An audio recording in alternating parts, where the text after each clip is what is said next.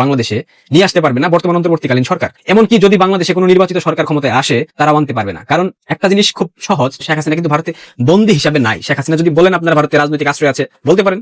যদি বলেন রাষ্ট্রীয় অতিথির মর্যাদায় তিনি জীবন রক্ষার্থে ভারতে আছেন, এটাও বলতে পারেন। এখান থেকে শেখ হাসিনাকে বাংলাদেশে ফিরিয়ে আনার মতো সামর্থ্য পৃথিবীর কোনো শক্তির নাই, এমনকি মার্কিন যুক্তরাষ্ট্রেরও নেই। হাস্যকর মনে হতে পারে। 17 বছরে হাসিনা মানুষের কিছু উন্নয়ন সে করছে। এই ছাত্র উপদেষ্টারা কি করছে? ভাই তোমরা তো 14 মাসে কিছুই করো না, নিজেদের আখের গুছাই। তোমরা তোমাদের উন্নতি করছো, এই জাতির উন্নয়ন করো না। বাংলাদেশের রাজনীতি কিন্তু আছে একটি বিশাল সংকটের মধ্যে আছে। যখন রাজনীতি থাকে না, তখন কিন্তু গণতন্ত্র থাকে না। একটি বিষয় মাথায় রাখতে হবে যে রাজনীতি কিন্তু গণতন্ত্রের জন্য একটি উর্বর ভূমি। রাজনীতি যদি না থাকে, বিশেষ করে সঠিক রাজনীতি যদি না থাকে, গণতন্ত্র থাকে না। বাংলাদেশের রাজনীতিতে বিভিন্ন সময় সামরিক ইন্টারভেনশনের মধ্যে বাঘ থাকে না, সে বনের মধ্যে সকল প্রাণী নিজেকে বাঘ মনে করে। বাংলাদেশের মধ্যে এখন বাংলাদেশ আওয়ামী লীগ রাজনীতিতে সক্রিয় নাই। এখন অনেক চুনুপুটি দল নিজেদেরকে বাঘ মনে করা শুরু করে দিয়েছে। এই বিকাশ নুরুর গণ অধিকার পরিষদ, এই টোকাই সমন্বয়কের দল এনসিপি, এই মুক্তিযুদ্ধ বিরোধী। সুপ্রিয় দর্শক, আসসালামু আলাইকুম রহমতুল্লাহ। আশা করি সবাই ভালো এবং সুস্থ আছেন। স্বাগত জানাচ্ছি আমাদের আরো একটি নতুন ভিডিওতে।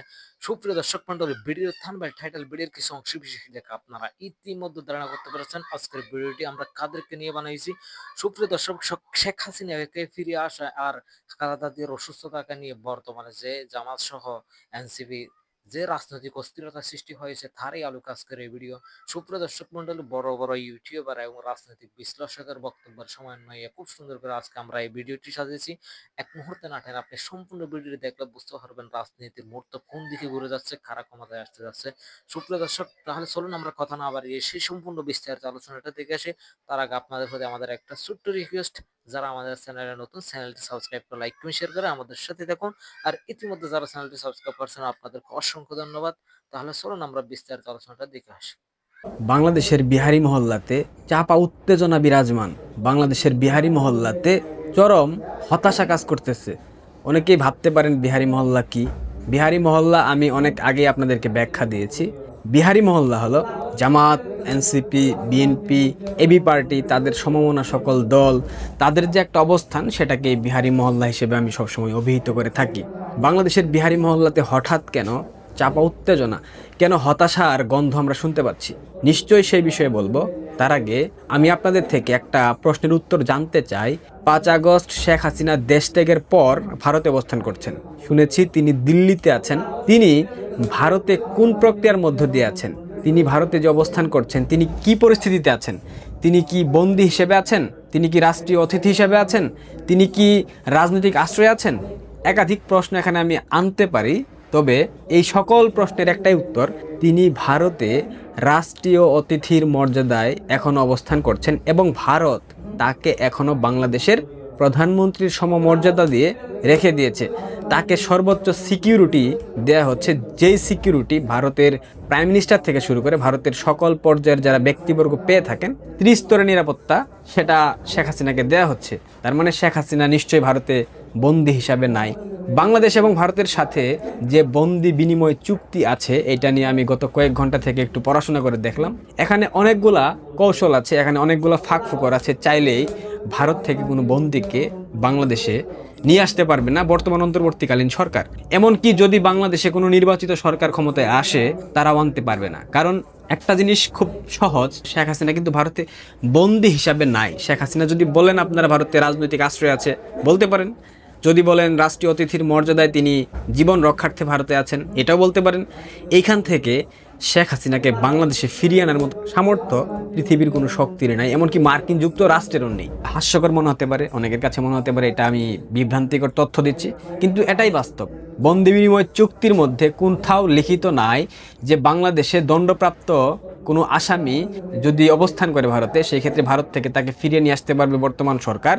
কোনোভাবেই সম্ভব না।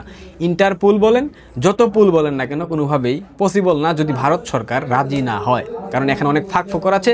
এটা অনেক বিস্তারিত ঘটনা, এটা বলতে গেলে ভিডিও অনেক লং হয়ে যাবে। আপনারা গুগলে গিয়ে একটু সার্চ করবেন বাংলাদেশ এবং ভারতের বন্দি বিনিময় চুক্তির মধ্যে আসলে কি উল্লেখিত আছে। একটু পড়লেই আপনারা বুঝতে পারবেন এই চুক্তির মধ্য দিয়ে শেখ হাসিনাকে বাংলাদেশে ফেরত আনা কোনোভাবেই সম্ভব না। শুধুমাত্র শেখ হাসিনা না, ভারতে আরও যারা আছেন, বিশেষ করে স্বরাষ্ট্রমন্ত্রী আসাদুজ্জামান খান কামাল, তাকেও ফিরিয়ে আনা সম্ভব না।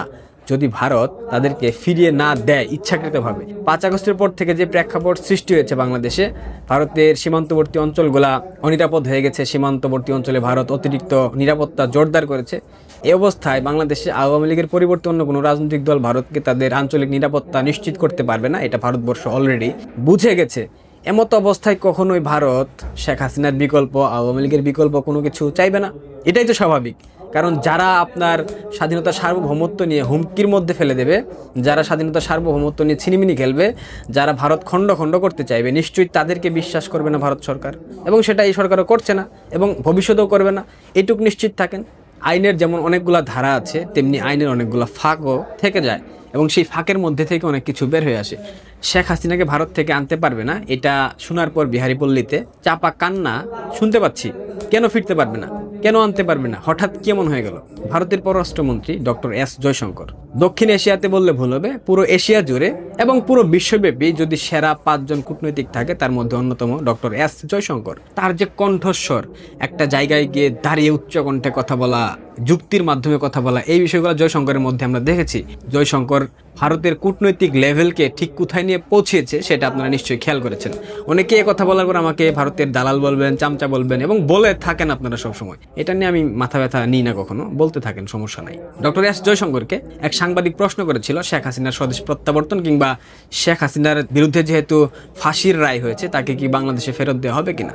ডক্টর এস জয়শঙ্কর একদম চমৎকারভাবে তিনি বলে দিয়েছেন, শেখ হাসিনা বাংলাদেশে এসেছিলেন একটা অদ্ভুত পরিস্থিতির মধ্য দিয়ে। ভারত থেকে তিনি বাংলাদেশে ফিরে যাবেন কিনা এটা তার একান্তই ব্যক্তিগত ইচ্ছা। এখানে ভারত সরকার কোনো প্রকার বাধা, কোনো প্রকার ভূমিকা রাখতে পারবে না। তার মানে বাংলাদেশে শেখ হাসিনার ফেরত আসাটা একমাত্র শেখ হাসিনার উপর নির্ভরশীল, এখানে কেউ হস্তক্ষেপ করতে পারবে না।